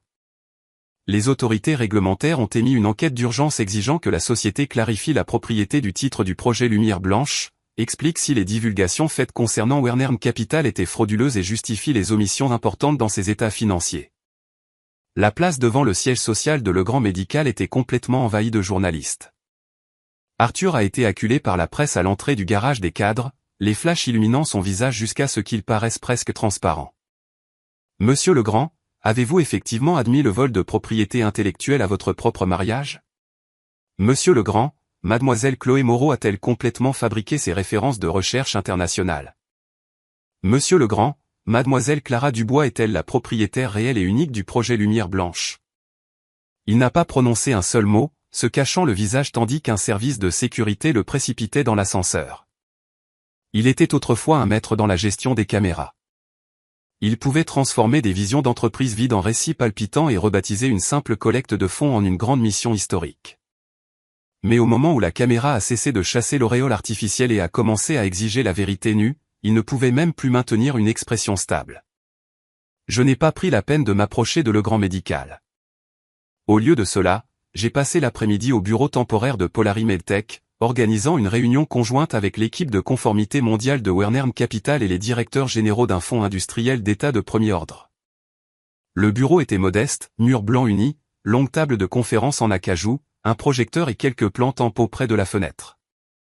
Mais les documents juridiques posés sur cette table étaient plus que suffisants pour provoquer de graves insomnies à l'ensemble du conseil d'administration de Legrand. Monsieur Herman était assis en face de moi, son expression infiniment plus sérieuse qu'elle ne l'avait été à la réception de mariage. Mademoiselle Dubois, Wernern Capital reste profondément intéressé par votre technologie. J'ai pris une lente gorgée de mon thé, et je me trouve dans l'obligation de réévaluer les capacités de diligence raisonnable et de conformité de Wernern Capital. Le traducteur hésita une fraction de seconde, mais monsieur Herman esquissa un sourire authentique. Il avait parfaitement compris. Il acquiesça. Entièrement raisonnable. J'ai glissé un tout nouveau cadre de partenariat stratégique sur la table. Polari Medtech est ouverte à l'initiation d'un nouveau cycle de financement stratégique. Cependant, nous n'acceptons aucun transfert de capital de contrôle. Nous ne permettons pas la réplication de code central et nous ne tolérons absolument aucune procédure de diligence raisonnable qui contourne la surveillance réglementaire fédérale. Tristan Marchand, le directeur général du fonds industriel soutenu par l'État, était assis à côté de lui, ses yeux brillants comme une lame fraîchement dégainée. Mademoiselle Dubois, si vous êtes prête à baser votre infrastructure de fabrication et de commercialisation ici même à Bayview, notre fonds peut fournir des installations de production dédiées, des pipelines d'essais cliniques prioritaires et des subventions gouvernementales correspondantes. En entendant le titre, présidente Dubois, ou directrice Dubois, pour la première fois, je ne fis que lever légèrement les yeux. Les titres sont les thermomètres les plus précis de la réalité. Hier, il m'appelait Madame Legrand ou Clara ou un atout RD. Aujourd'hui, il s'adressait à moi en tant que dirigeante d'entreprise. Je ne me suis pas laissé monter à la tête. J'ai simplement trouvé l'ironie amusante. Julien entra et me tendit une proposition de règlement envoyée par le département juridique de Legrand Médical. Il propose de payer exactement la moitié des dommages-intérêts liquidés immédiatement, notate-t-il. En échange, ils exigent que vous rétractiez vos déclarations publiques et que vous signiez un accord de non-divulgation concernant les événements du mariage afin de calmer le cycle médiatique. J'ai tourné la page. Le sceau d'entreprise de Legrand Médical était lourdement apposé en bas. Une petite tache d'encre rouge dépassait légèrement de la bordure. Refusé. Julien n'était pas le moins du monde surpris. Arthur veut vous voir.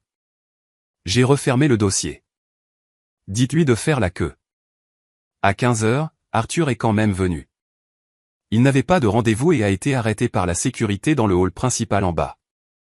La jeune réceptionniste le regarda nerveusement, son doigt planant sur le téléphone du bureau de sécurité. Monsieur Legrand, l'emploi du temps de la présidente Dubois est entièrement rempli aujourd'hui. Je ne peux pas vous accorder l'accès. Le visage d'Arthur avait l'air incroyablement étrange. Il avait l'habitude d'entrer et de sortir des tours d'entreprise prestigieuses où tout le monde tenait les portes, présélectionnait les étages de son ascenseur et baissait la tête en saluant. Maintenant, il se tenait dans le hall de mon entreprise, contrôlé par une jeune diplômée suivant les protocoles de base du bâtiment. C'est le plus bel aspect des règles institutionnelles.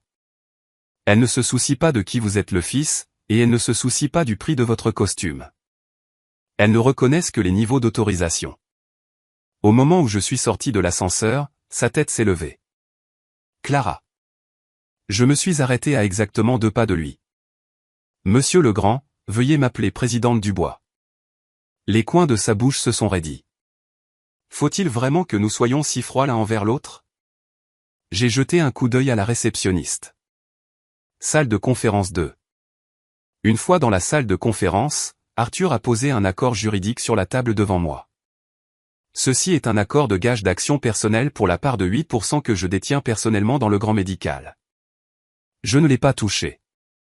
Sa voix était complètement rauque. Si vous rétablissez la licence IP, je vous transférerai personnellement l'intégralité du rendement financier de ces actions. J'ai regardé les ombres violettes profondes qui marquaient la peau sous ses yeux. En moins de 24 heures, il semblait avoir vieilli de 5 ans. Le capital restant de Legrand Médical vaut-il même assez pour couvrir vos pénalités légales à ce stade? Sa gorge s'est éclaircie nerveusement. Nous pouvons négocier les termes. Vous avez dit exactement la même chose hier, lui ai-je rappelé, et votre définition de la négociation exigeait que je me taise. Les muscles du visage d'Arthur se sont tendus brusquement. J'admets que j'ai fait une erreur, a-t-il finalement avoué. Mais le projet Lumière Blanche ne peut pas être arrêté. Si la ligne de développement gèle, Legrand Médical fera faillite. J'ai pris mon verre d'eau mais je n'ai pas bu. Que Legrand Médical survive dépend entièrement de la manière dont votre conseil gère ses responsabilités pénales. Cela ne dépend pas du fait que je me laisse saigner à blanc par votre famille un jour de plus. Un éclair d'une profonde et véritable agonie apparut dans ses yeux. Clara, quand j'ai fait ça sur le lieu du mariage, je n'avais pas explicitement l'intention de vous humilier. J'ai levé les yeux pour croiser les siens. Si, vous l'aviez. Il est tombé complètement silencieux. Je l'ai disséqué calmement et cliniquement. Vous avez choisi l'allemand parce que vous étiez absolument certain que je ne comprendrais pas un mot. Vous avez choisi de l'annoncer devant vos principaux partenaires d'investissement parce que vous vouliez me coincer dans un coin où je n'avais aucune marge de manœuvre pour riposter. Et vous avez pris la main de Chloé parce que vous avez supposé que même si j'étais publiquement rejeté, j'avalerais l'humiliation pour le bien du projet, pour le bien de ma réputation professionnelle, et pour la tranquillité d'esprit de ma mère. Les traits d'Arthur se sont lentement dissous en une expression de défaite grise et absolue. La seule variable que vous n'avez pas réussi à calculer, c'est que j'ai compris chaque mot, et vous avez oublié que je ne suis pas la licence que vous tenez dans vos mains. Je suis la source de la licence elle-même. La salle de conférence est devenue d'un froid glacial. Arthur baissa la tête, ses mains serrant les bords de la table jusqu'à ce que ses ongles deviennent d'un blanc éclatant. Après un long silence angoissant, sa voix se brisa en minuscules morceaux fracturés. Est-ce que tu m'as jamais vraiment aimé? Je l'ai regardé. La question arrivait beaucoup trop tard, et elle me semblait entièrement souillée. Oui. Ses cils tremblèrent légèrement, c'est précisément pourquoi j'ai continué lorsque vous avez commencé à me saper. Je n'ai pas immédiatement déposé de plainte pour vol d'entreprise. Mais vous avez confondu ce dernier lambeau de grâce avec le signe que j'étais une proie facile. Le dernier vestige de lumière dans les yeux d'Arthur s'éteignit complètement.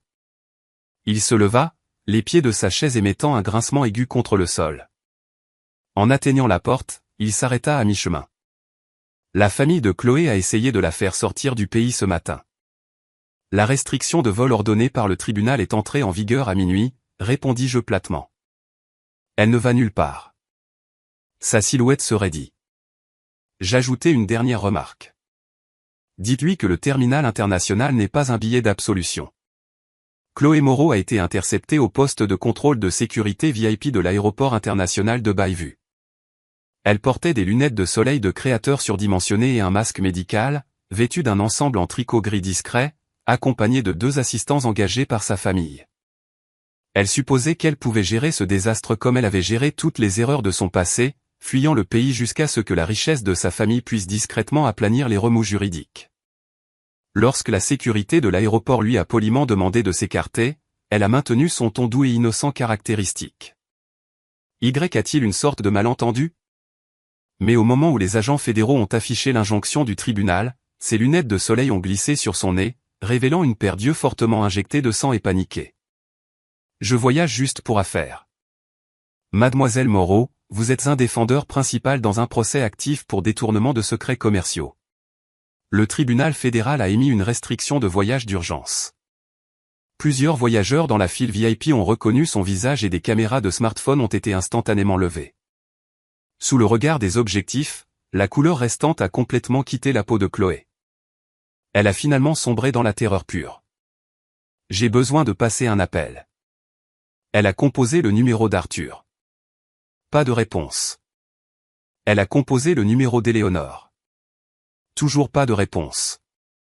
Finalement, elle a composé le numéro de son père. Lorsque l'appel a été connecté, la seule chose qui a rencontré son oreille était une voix fatiguée, profondément réprimée. Contente-toi de coopérer avec les autorités, Chloé. Les comptes de l'entreprise sont en cours d'audit au moment où nous parlons. Les lèvres de Chloé tremblaient comme du papier mouillé dans le vent. Papa, tu ne peux pas juste m'abandonner. L'autre bout de la ligne est resté silencieux pendant plusieurs secondes. Chloé, tu m'as dit que tu aidais simplement Arthur à organiser des documents de recherche standards. Tu ne m'as jamais dit que les brevets appartenaient à quelqu'un d'autre. Ses jointures sont devenues bleues alors qu'elle serrait le téléphone. À cet instant précis, elle a dû enfin comprendre ce que cela faisait d'être libérée comme une responsabilité. Elle avait passé toute sa vie à croire que sa lignée familiale, ses liens d'enfance et son éducation étrangère d'élite lui donnaient le droit de piétiner sans effort la décennie de travail acharné de quelqu'un d'autre. Maintenant que la boue éclaboussait ses propres jupes de créateur, elle découvrait à quel point c'était vraiment sale. Je n'ai pas pris la peine d'aller à l'aéroport. J'ai examiné le rapport de retour d'application depuis mon bureau. Dans les clichés de surveillance joints, Chloé était assise sur un banc devant la salle d'interrogatoire, les épaules effondrées, ressemblant à une fleur abîmée par une tempête torrentielle.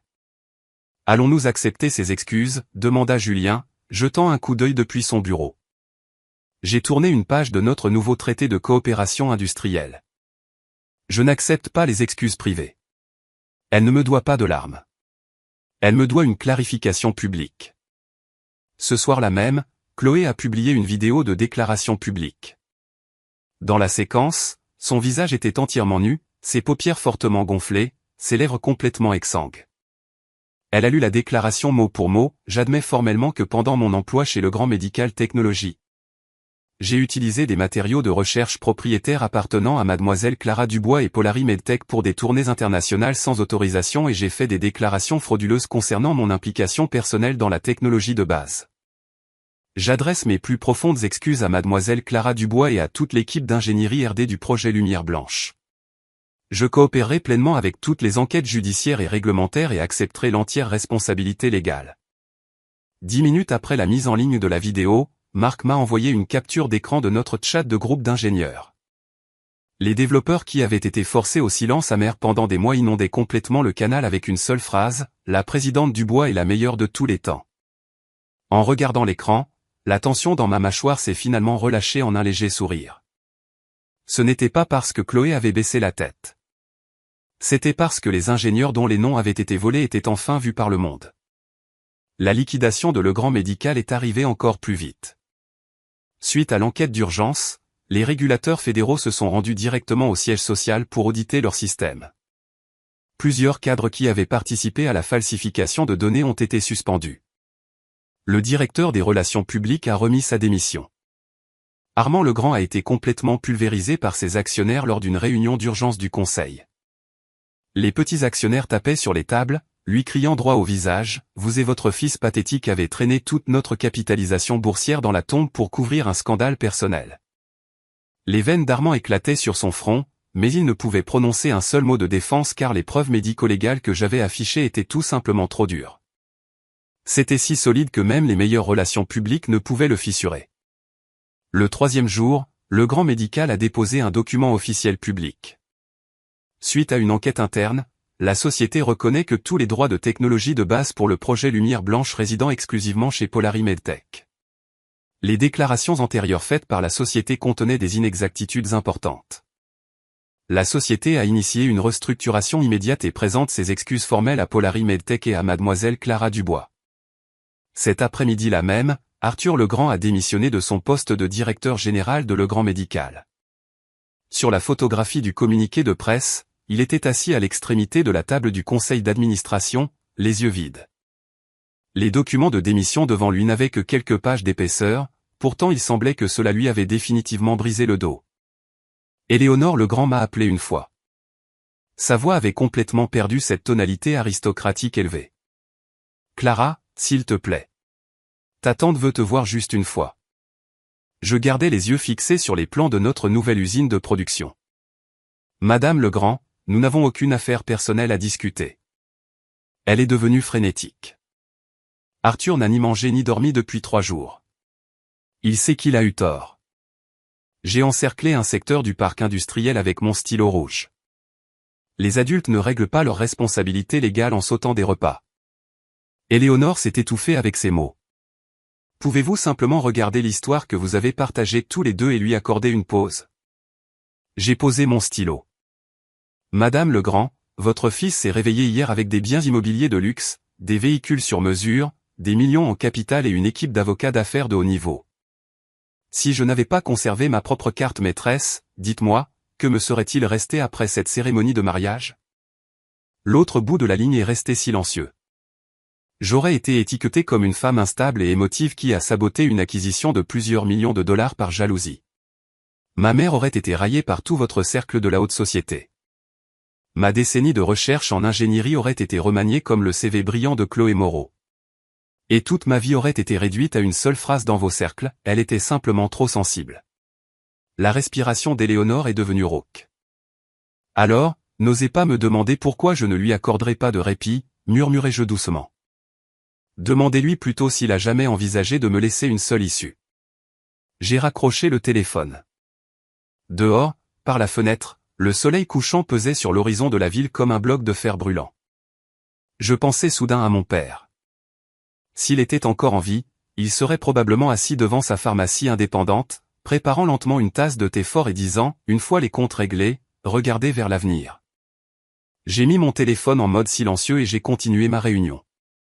Un mois plus tard, Polari Medtech a officiellement signé un traité de partenariat stratégique tripartite avec le Fonds d'innovation industrielle de Bayview et Wernern Capital. Le gala de signature s'est tenu au même endroit, le centre de congrès international de Bayview, dans le même grand salon de réception, sous les mêmes lustres en cristal. La seule différence était que l'oratrice principale sur la scène centrale aujourd'hui était moi. Je portais un tailleur pantalon blanc sur mesure, mes cheveux tirés en un chignon bas élégant et professionnel. Il n'y avait pas de bijoux à $1 million autour de mon cou, seulement une broche vintage en argent épinglée à mon revers. C'était une vieille pièce laissée par mon père, ses bords argentés polis et brillants par des années d'usure. Assis au premier rang se trouvaient d'éminents capital risqueurs, des neurochirurgiens de renom, des médias financiers, des régulateurs fédéraux et ma mère. Anne portait sa robe de soirée en soie bleu marine, sa posture fièrement droite.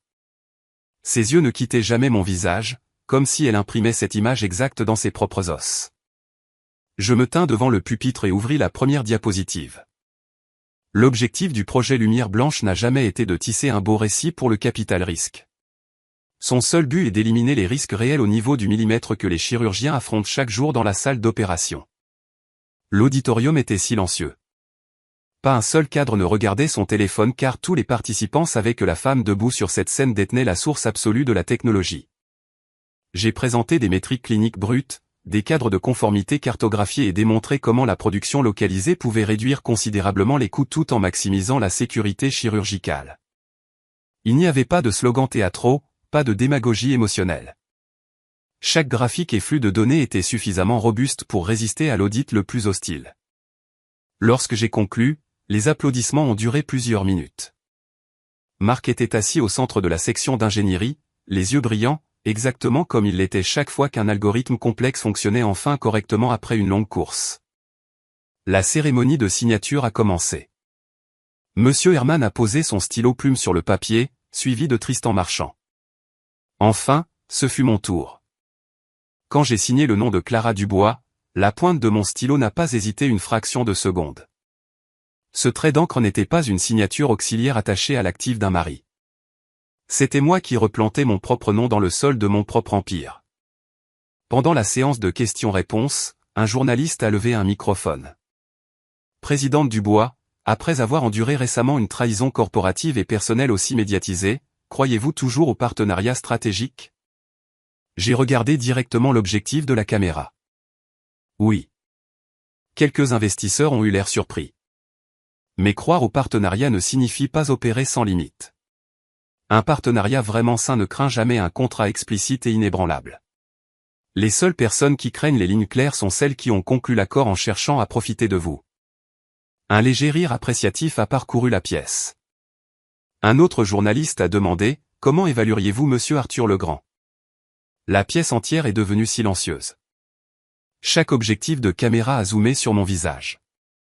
J'y ai réfléchi pendant une demi-seconde. Il était autrefois un vendeur d'avenir exceptionnellement talentueux. Mais l'avenir ne se construit pas en parlant. Il se construit sur le respect mutuel, les règles institutionnelles et le traitement des êtres humains comme des êtres humains. Les stylos des journalistes volaient sur leurs carnets. Pendant l'heure du cocktail, je me suis glissé sur la terrasse pour reprendre mon souffle.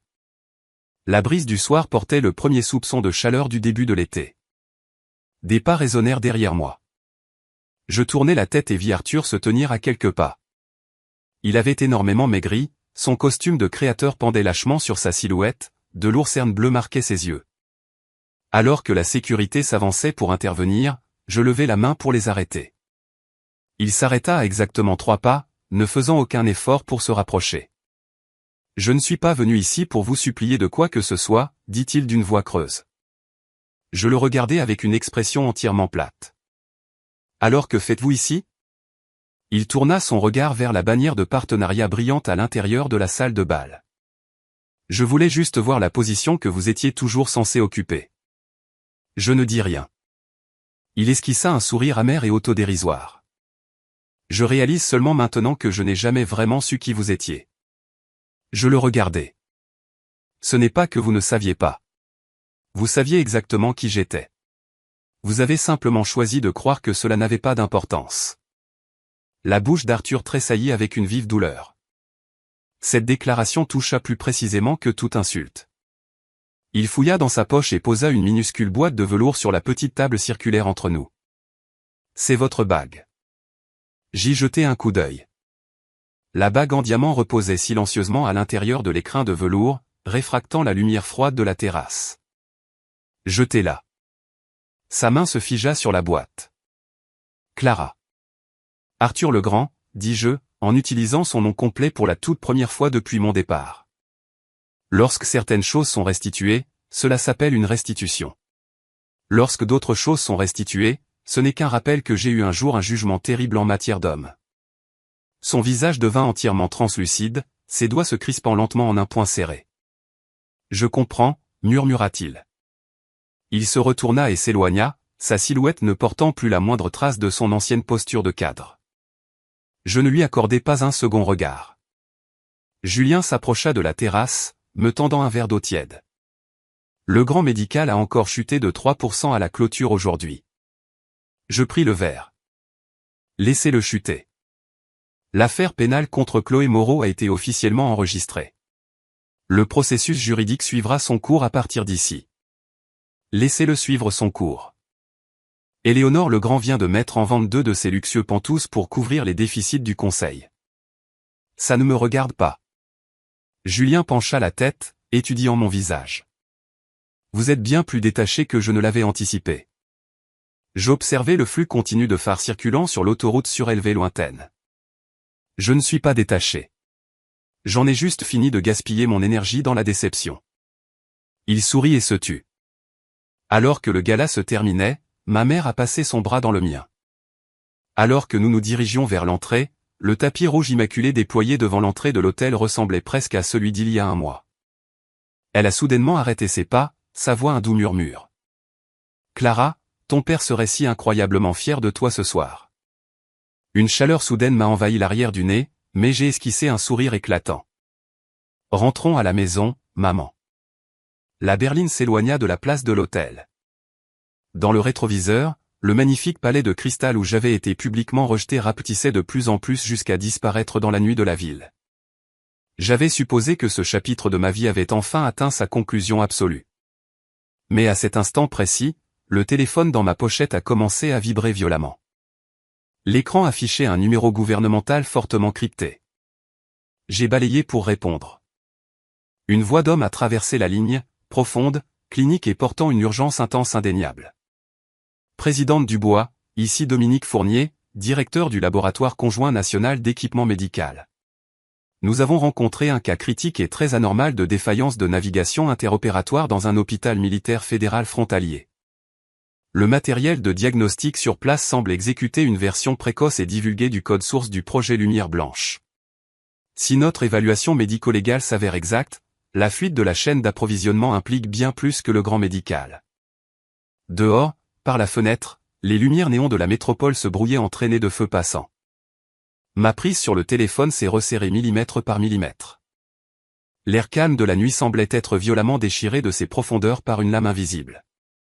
J'ai regardé ma propre réflexion stable dans le verre sombre de la fenêtre de la voiture et j'ai parlé dans le récepteur, ma voix entièrement ferme. Envoyez-moi les paquets de données de base. Cette fois, nous allons traquer jusqu'à la racine.